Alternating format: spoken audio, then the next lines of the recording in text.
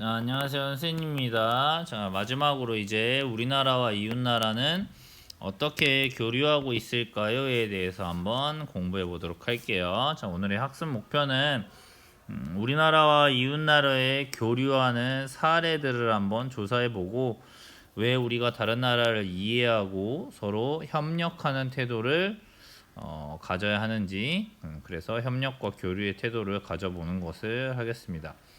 자, 우리나라와 이웃나라는 거리가 가까운 만큼 많은 영향을 서로 주고받는다. 우리나라는 중국, 일본, 러시아와 정치, 경제, 사회, 문화 등 다양한 분야에서 교류하며 함께 발전하고 있다. 또한 서로 이해하고 협력을 바탕으로 해서 이런 공동의 문제를 해결하고자 노력한다. 그러면 이런 공동의 문제에는 어떤 예들이 있을까 한번 생각을 해봅시다. 우리나라는 봄만 되면 굉장히 이런 미세먼지 문제가 생기죠.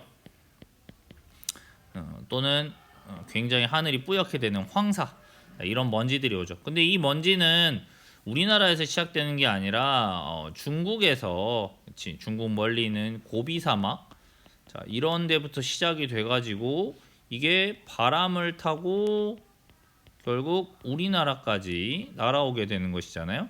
그러니까 이거는 우리나라만이 해결할 수 있는 문제는 아니다. 중국과 서로 이 문제의 원인을 찾고 함께 해결하려고 하는 태도가 필요하다라고 돼 있죠. 그 다음 또 예를 들면 일본이 후쿠시마 원전이 그때 원자력 발전소죠, 원전, 여기가 파괴되면서 이거를 조금 열이 너무 많이 나고 폭발할까봐 식히기 위해서 여기서 바닷물을 사용했단 말이에요. 근데 이 원자력 발전소를 식히기 위한 바닷물이니까 이 바닷물이 뭐에 오염됐을 수 있어요, 여러분? 방사능에 오염됐을 수 있죠. 근데 이 물을 바다로, 태평양 바다로 내보낸다라는 거죠. 근데 그 바다가 일본 바다만이 아니라 그 바닷물이 돌고 돌아서 우리나라나 중국이나 일본까지도 올 수 있는 거잖아요. 바로 이런 문제들에서 우리가 이웃나라와 교류하며 협력해서 해결해야 되는 여러 가지 문제들이 있을 것이다 라고 생각해 볼 수 있겠습니다. 자, 그러면 어떤 교류들을 하는지, 첫 번째는 바로 여기 정치 교류가 되겠습니다. 정치, 자, 정치는 이렇게 생각하면 되죠. 각 나라의 정상들이 모여서 뭔가를 회의하거나 약속하거나 서로 소통하거나 이런 것들을 정치적인 교류다라고 생각하면 돼요. 자, 정치가 뭔지 알고 있어야겠죠. 우리 1학기 때 배웠죠. 한국, 중국, 일본은 2011년 삼국의 평화와 공동 번영, 같이 잘 살아보자라는 거지. 이런 국제 기구를 만들었다.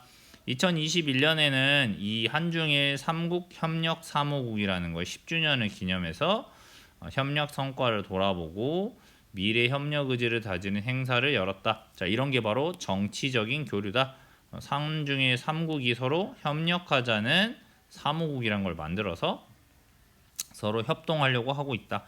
이게 바로 정치적인 교류가 되겠죠. 두 번째로 우리나라와 러시아의 외교장관 회담, 외교 장관들끼리 모여서 이야기를 나눴다. 그래서 자유무역 협정이라든지 산업단지 조성, 한반도 평화 유지 등 다양한 방면에서 함께 노력하기로 했다. 대통령이나 이런 사람들이 모이기 힘들면 이렇게 외교 장관들이 모이죠. 근데 지금 이제 러시아와 조금 이런 회담이 어려워졌죠. 왜?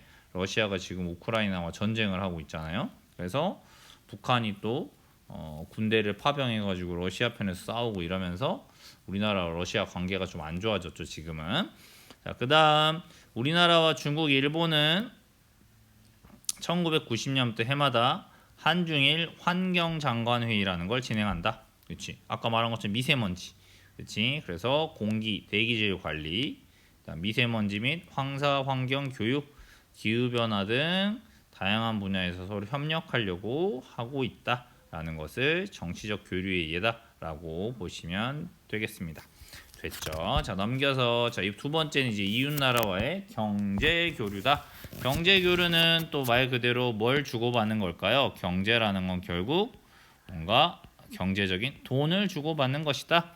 서로 물건을 주고받는 것이다 라고 생각하면 되겠죠.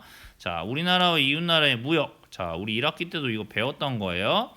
우리나라와 이웃나라의 무역 비중을 보면 우리나라 수출 물건을 파는 거죠. 1위가 누구예요? 중국이에요. 그렇죠? 그 다음 또 우리나라가 물건을 파는 나라 5위 안에 들어있는 게 일본. 그 다음에 12위에는 러시아. 그러니까 우리나라는 주로 중국, 일본, 러시아에 많은 물건을 팔기도 한다. 또 한편으로는 수입, 그 나라로부터 물건을 사오는 게 중국이 23.3%로 1위. 중국으로부터 굉장히 많은 것도 팔지만 또 많은 걸 사오고 있네요. 일본으로부터 사오는 게 3위. 우리나라 일본으로부터 굉장히 많은 것들을 사오고 있는 걸 볼 수 있습니다. 러시아로부터도 이렇게 사오고 있고요. 그렇죠? 그래서 이 세 나라와 굉장히 많은 경제적 교류를 하고 있다. 그래서 여기 잘 보시면 오른쪽에 원산지가 이렇게 옷이 중국이죠. 네, 이렇게 수입해 온 걸 볼 수 있고, 그 다음 여기 보면 복합 조미식품에서 일본산 재료를 넣었다라고 볼 수 있겠죠. 그렇죠. 자, 이렇게 일상생활이나 볼 수 있는 물건이나 음식 중에서 이웃나라에 수입한 걸 찾아 써보세요. 자, 여기 보시면 여기 대게가 어디 거예요? 러시아. 그렇지. 대게는 러시아산이 많다. 그 다음에 우리가 타는 자전거 같은 거는 어느 나라에서 많이 만들어질까요? 중국에서 만들어진 자전거 우리 굉장히 많이 타죠. 그 다음 여러분이 사용하고 있는 볼펜. 자, 볼펜 같은 것들 우리가 일본 제품을 많이 사용하고, 일본이 볼펜을 잘 만들거든요. 그래서 문구점 가면 일본산은 볼펜 같은 것들 많이 접할 수 있다. 이렇게 보시면 되겠습니다. 우리나라와 이웃나라 에너지도 이렇게 서로 협력하려고 하고 있다. 우리나라의 전력망, 전기, 중국, 일본, 러시아와 연결하려고 하는 사업이 진행되고 있다.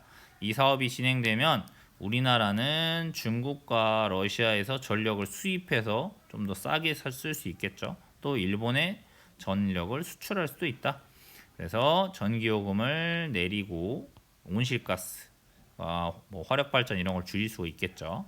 그 다음에 전기가 갑자기 많이 쓰게 됐을 때 안정화하는 이런 효과를 가질 수 있다. 이렇게 해서 에너지 협력 사업도 벌이고 있다.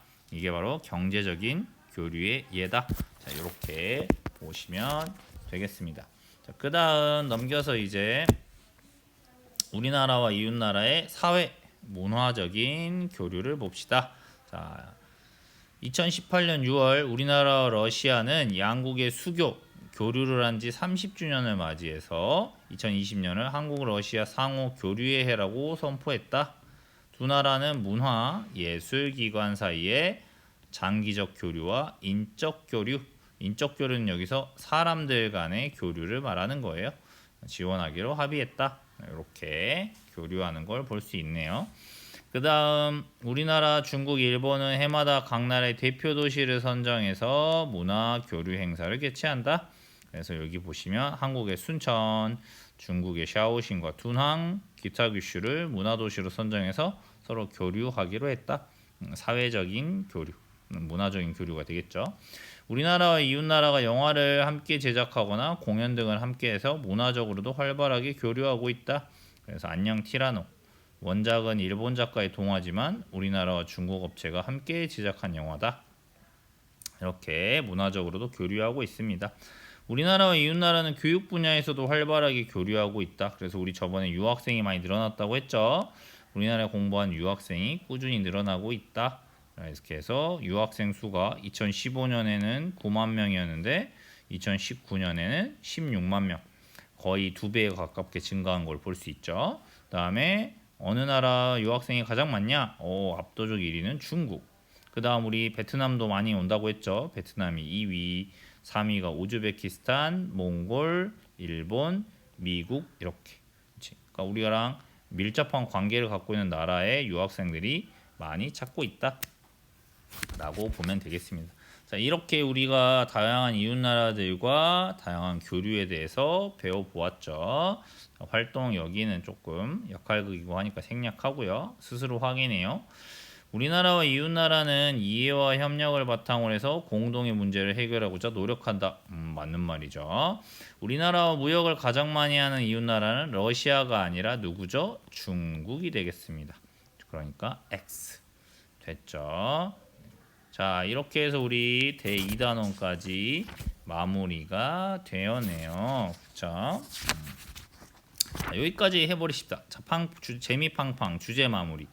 주제에서 공부한 다음 내용을 스스로 정리해 봅시다 라고 나와 있고요. 2번 우리나라 가수가 다른 나라에 공연을 하려고 합니다. 옳은 설명을 따라가며 공부한 내용을 확인해 봅시다. 자, 잠깐 멈춰놓고 여러분이 한번 스스로 답을 생각해 보면 좋겠네요. 자, 해보셨나요? 자, 첫 번째, 우리나라는 거리가 먼 나라들과 교류가 활발하지 않습니다. 아니지. 거리가 먼 미국이나 베트남과도 교류를 활발하게 하니까 이거는 틀린 말이 되겠죠. 우리나라는 베트남과 교류가 활발하지. 방금도 유학생이 많이 왔고요. 그쵸? 우리나라에 정착해 사는 베트남 사람도 많습니다. 자, 5죠. 5. 그러니까 여기로 가야겠죠. 이렇게 와야겠죠. 자, 갈림길에 도착을 했네요. 자유무역 협정으로 칠레산 농산물 수입이 줄어들었습니다. B 뭐야? 관세를 없애고 자유무역을 하는 거니까 농산물 수입이 늘어났습니다. 그치? 중국은 동부 해안가 지역의 주요 항구와 대도시가 발달했다. 맞죠? 대표적인 게 상하이 이런 도시들이 있지. 바다를 끼고 있고 평지니까 맞는 설명이니까 여기로 가야겠죠. 그 다음 어디로 가야 될까요? 우리나라는 이웃 중국, 일본과 교류가 활발하지만 러시아와는 교류를 거의 하지 않습니다. B 틀렸죠. 우리나라 대게도 수입하고 그다음 러시아에서 우리나라 초코파이나 라면 같은 것도 많이 판매하고 있다고 했잖아요. 그렇죠? 그러니까 X. 우리나라, 중국, 일본은 공통적으로 음식을 먹을 때 젓가락을 사용합니다. 여기가 맞으니까 사랑해요. 여기에 도착하면 되겠습니다. 됐죠? 자, 그러면 이번 시간에 암호는요.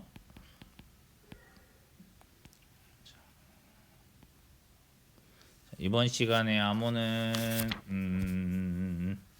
저기 나와 있었던 일본 만화 동화 작가를 원작으로 해서 우리나라 중국 업체가 함께 제작한 영화가 안녕 티라노